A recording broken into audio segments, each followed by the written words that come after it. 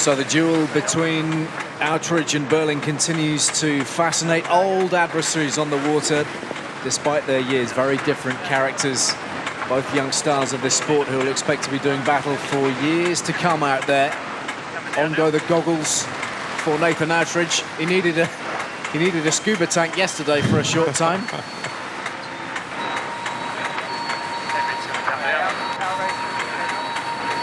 New Zealand then with port entry for this first race of the day, the fourth in the series, as they continue this Challenger playoffs final. These starts absolutely key. Nathan Outridge, well, he made them his own yesterday in each of the three races. Let's bring in Paul Kayard, a veteran America's Cup skipper. He's out on the water for us today. Paul, these starts, how much of a worry is it for Burling? Well, I think Burling's definitely got to get his game on. He can probably win this series without good starts, but he needs to get ready for the Cup. And Artemis might be a little unsettled. They just got their shore repair guy off the boat with 4 seconds to spare. They had to work on the wing. You can see it on the starboard side. They made a repair in the last 5 minutes. Okay, well, we're going to have to keep a close eye on that because we've had a number of teams with wing trouble through the course of the fortnight that we've been here. Well, let's see if Emirates Team New Zealand has a bit of a different strategy today in this start box. It is an amazing statistics that they've won 100% of their races when they've gotten to that Mark 1 first.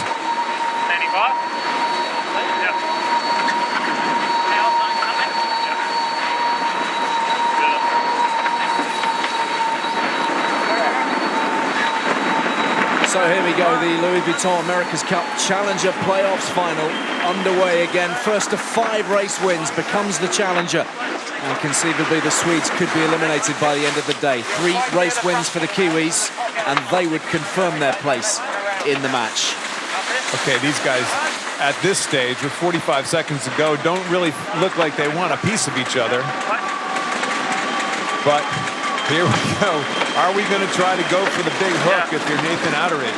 He is screaming at these guys to go loop around the backside of Emirates Team New Zealand, and he's pushing and pushing and pushing. Are they early for the start? Can he get underneath? I think they're going to get, and there they go. They're going to gap off and just go for a high-speed start. Only 19 seconds to go. I'm not so sure they're not late. So difficult getting this timing right, isn't it? We've seen it time after time. The complications in having to slow up a little bit, and because they're heading at 35 knots or so, that is a real issue here. And away they go. There's nothing in it at the start. They were just slightly early on Artemis Racing. They're coming from that higher speed favorite end. But remember, Artemis has probably started 1 boat length further away from Mark 1 than Emirates Team New Zealand. Can they use that speed and angle into the mark and get over the top? And it looks like they do it again. Certainly looks as if the speed is too much for the Kiwis in that opening reach. Into the first mark and turning downwind. 45 knots of boat speed. We know the Swedes are quick. That isn't the issue here. The issue is boat handling and whether they can maintain the consistency of their maneuvers across this course now with a familiar pattern for the 4th race running between these two. Artemis Racing have got the best start and the Kiwis have to play catch-up. Kiwis jibe early, most likely to set themselves up for a split at the bottom gate. What about the foils in use today? Yeah, because the conditions are tricky because the wind speed's varying a huge amount. These look certainly, and we're trying to get confirmation right now, but certainly much shorter foils on Artemis than there is on Emirates Team New Zealand. So you got to imagine that inherently the breeze is it's just simply windier than it was supposed to be right now. You got to believe that has to be a favoring Artemis at this stage, just from a pure boat speed standpoint. 44 knots coming into this bottom mark. Swedes absolutely hammering it and keeping it very tight to the gate. Trying very hard not to lose too much boat speed, and the New Zealanders are there or thereabouts, but not the cleanest of mark roundings.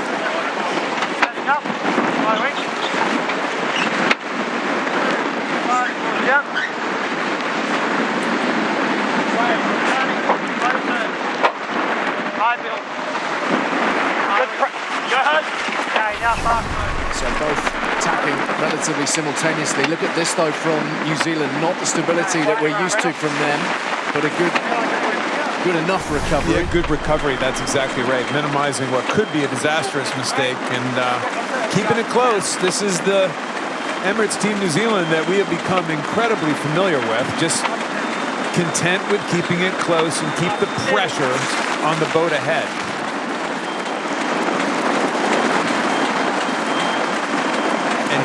Don't say clarity, is tremendously helpful in this situation, because they've been in this scenario countless times in the last 2 weeks, and it just does not faze them. It doesn't faze them. I mean, look, they literally don't say anything on board. It's an incredible form of non-communication. I guess anybody can technically do that, can't they? So the Cycler is hard at work. It's the only team, of course, who have their grinding system operating like that, generating the power with their legs rather than their arms. The hybrid system adopted by the Americans. Maybe we'll see a showdown between those two different systems in the match itself. The Swedes will have other ideas, though. All action across the platform. Nathan Outridge just being a little bit more careful perhaps than yesterday. He was talking, wasn't he, about the need for a bit of grip tape along the back there to help him out, and he was going to take things a little steadier after his impromptu swim yesterday. God, that looks like fun. Another 20 seconds. Simon van Velthoven, the man at the front, the first cycler that you saw. There's Peter Burling, just calm and in control as ever. The Iceman. Slight right-hand shift as our indicator is showing up there, but both boats aiming for that right-hand side. The Kiwis probably took a slight advantage on that shift. It's wet out there, right? I mean, these guys are all a little bit moist on board, not just from getting fire hosed by the boat, but it's pouring rain. At this stage, I don't know if they feel it anymore. I think these guys are very used to being a bit moist on board.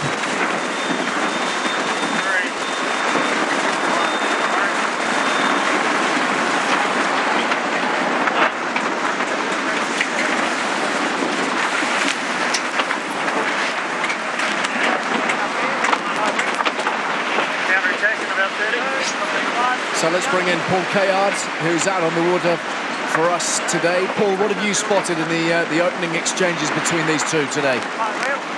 Well, I agree with Ken. Artemis definitely changed boards from yesterday. They're on their high-speed boards, and I think that's what gave them the pace off the start. In upwind here, they look fast. They're also match racing well. You saw the last time on starboard, they tacked right on the Kiwi's face and controlling. They look like they want to protect the left. So I'd say Artemis faster today with the high-speed boards. That's the big change so far. You know, Paul, a lot of times Artemis has been known to go asymmetric and actually use a higher speed board for that first reach. Try to get that lead, try to be really quick on that first reach, and then use a lower speed board. I'm not so sure. It's not often we see both of them at the same time. I wonder if we can try to measure them at some stage, or even we'll try to get a hold of their measurement certificate. Maybe they have to put a measurement certificate in every single day. Yeah, that's affirmative. I just noticed, like you did, that the board looks significantly shorter. I think it's about 2.4 meters today. Kiwis are on about 2.7 meters, but they have a thinner tip. Kiwis have the same boards as yesterday, so it's interesting that Artemis went with the high-speed boards because, as you know, the forecast was for pretty light air today. Right now, there's more wind than the forecast, so it's working out for Artemis. Yes, the wind speeds we were expecting around 8 to 10 knots, possibly less than that at various moments, but we've been up to 17 and around about 14 just now. I think Artemis is sailing really well. They pushed the Kiwis into the right corner on the beat, which was a loss for the Kiwis, and then they set up the split here at the weather mark, pushing the Kiwis back into that same light air corner.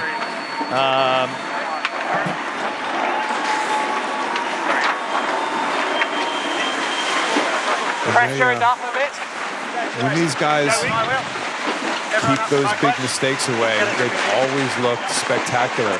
And the Kiwis are doing their Kiwi thing. They just keep it close and solid as a rock and just wait to pounce. But I think Paul's exactly right.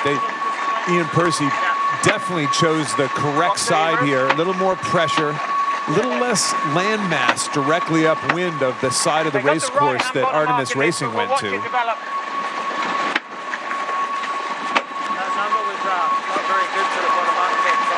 Yeah, I agree. 35 seconds is my pressure. We have the pressure's good in front. We have to watch going a bit early for the left-hand part, basically. Marginal one and in to the right. That's slowly going to get softer out here, but I think it's okay. Be nice to do it in one. It's almost a permanent conversation on board the Swedish boat, whereas the Kiwis are virtually silent. Well, a lot of good tacticians are known really to, well, it's kind of what we do. They become almost a play-by-play. They're analyzing what's going on the race course. And Burling just does both of those jobs pretty much himself. Coming in 5, okay? Yeah. Pressure at 5. They're talking about big breeze coming down their side right now. Pressure here. 35 knots. What's the boundary? 3. Right-hand mark favoured at the moment, but let's see. We'll get there. Good pressure in the lower nose. Body's down.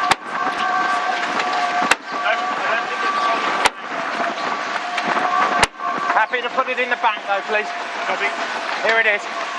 You happy with him getting the split? At the moment it's 30 metres. I think we have the lead to go right-hand mark, early tack. Yeah, copy that.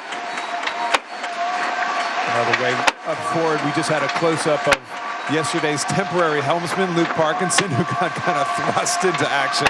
Good pressure out. I think he's a little more comfortable back in today's position so far. Anyway. I mean, comfort's relative, isn't it, when your heart rate's at 90% of its max? 2, 1, here we go.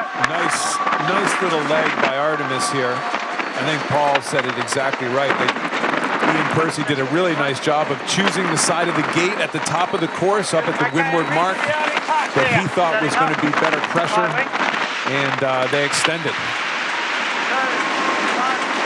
Swedes cruising away and looking pretty comfortable at this point, but when Peter Burling is on your tail, I'm not sure anything is a given.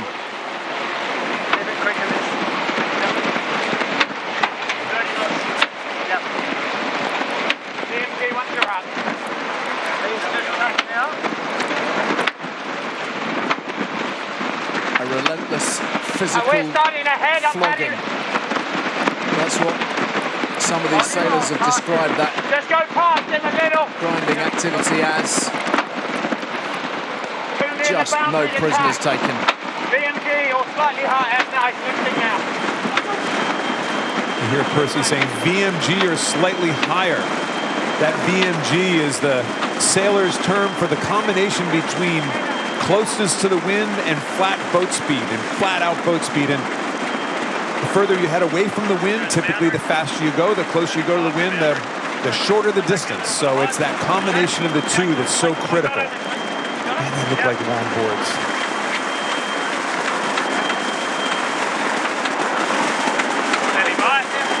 So a healthy lead at the moment for the Swedish boat under Nathan Outridge. Peter Burling is leaving it pretty late if he's to squeeze back into the picture here.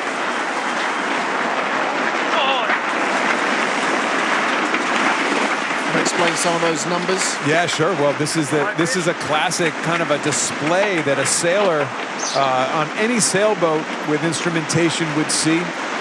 The actual boat speeds. The TWD is true wind direction. TWA, true wind angle. And then that VMG number that we were talking about before. The VMG is the combination of boat speed and true wind angle. And it's as good a judge as anything. Certainly throwing a bunch of numbers at the newcomer to sailing, but for those who have been doing it for quite a while, believe it or not, Ali, it makes sense. For you rugby guys, it may not be perfect, but we can only count in threes. So. Marking all 1 minute left, okay? Yeah, I don't think we'll get it really. Which means we're turning right. Open course, we can hit him on the next one. Copy. The amazing thing is exactly what Ian Percy's up to right now.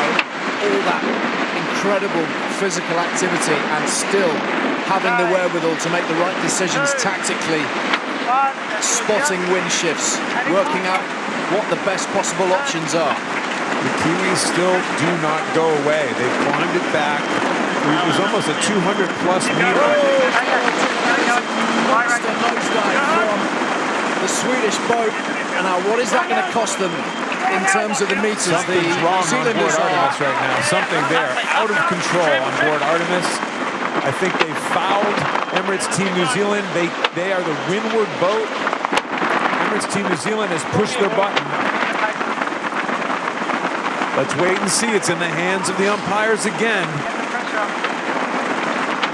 So they're looking for no penalty. Has not been awarded. So a lifeline to the Swedes, but a dramatic development with only, a leg and a half before the reach to the finish. And now battle really is joined. Look how tight they are to each other. Now, again, the Kiwis protesting against the Swedish boat once more. Well, it was a little luff there. It was unclear whether there was an overlap or not. But why did Artemis lose control? Completely lost control there for a second. Here's the tack.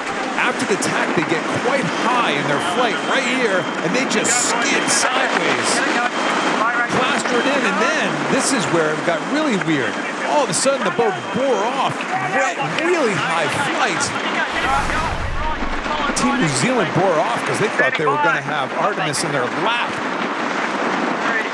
So I have to admit, I'm surprised that wasn't a protest. That was a scary situation there. Pivotal moments. And rounding gate number 5, they are heading downwind for the last time in the race. It's anybody's at the moment. The Swedes have just about managed to keep their noses in front, but it is incredibly tight, very marginal still. That wasn't too far removed, Ken, from what we saw the Kiwis doing last Tuesday when their boat ended up upside down. Oh, you mean the height full, that it got, the lift that it pitch got pole before plunging? Yeah, that's a very fair point. It's also not too far removed from that Japan Land Rover BAR pre-start where BAR overflew and just skidded sideways into Japan. This seems like many moons ago, but if you overfly these boats, if they get too high, they go sideways. And that thing not only went sideways, but goodness, it looked like he lost steering control of it for a couple seconds and really set up what could have been a dangerous situation. So the discrepancy there is Simon van Veldhoven right at the front here with his head face down. Only 51% of his max heart rate. I wonder if the device is working properly, because he sure looks like he's giving it everything he's got. And Blair Tuke is up in the 90s. It's like having a carbon fiber pillow. He doesn't look to be enjoying himself a huge amount, it must be said, just at this moment in time. Keep turning into it. Quick turning. Head up, Goose. I'm a bit twisted. So the jibe from the Swedes. Yep. Goodness, they have to consider themselves really very fortunate still to have this lead at this point. Okay, now let's work it down slowly. So, I mean, normally probably want to lay the right hand. a mistake of that magnitude, Ken, it costs you the lead, and it hasn't on this occasion. We're going to have to go back and look at that again. I mean, Artemis, when they kind of went scalding off away from, you know, going, they weren't going upwind anymore. They went just careening off, seemingly losing control for a sec. I'll tell you what, if I were Peter Burling, I would have done exactly the same thing. I would have been bearing off to get out of the way, because I would have thought they were going to be sitting in my lap here in a split second. So just a fascinating turn of events of which they've obviously recovered. Light wheel. Above this mark, obviously. Yep. This is actually a right-hand turn coming into this final blast into the finish. Artemis Racing is actually on a fast ley line into this. Mark, they will have a faster angle than Emirates Team New Zealand, even though Emirates Team New Zealand has made the gate. Artemis is going to come ripping over this finish line, winning. Just a handful of more meters to go. Recovering so well from what looked like, well, if not the end, then close to the end. But the Swedes across in race 1 of the day, race 4 of the final, at 40 knots and claiming the victory over Peter Burling's New Zealand team. They are level at 2 points apiece in the Challenger Playoffs final. Dramatic turn of events, and when you consider those circumstances, they will be thrilled, elated, and I'm sure enormously relieved. That must have been a really scary moment, not just the big old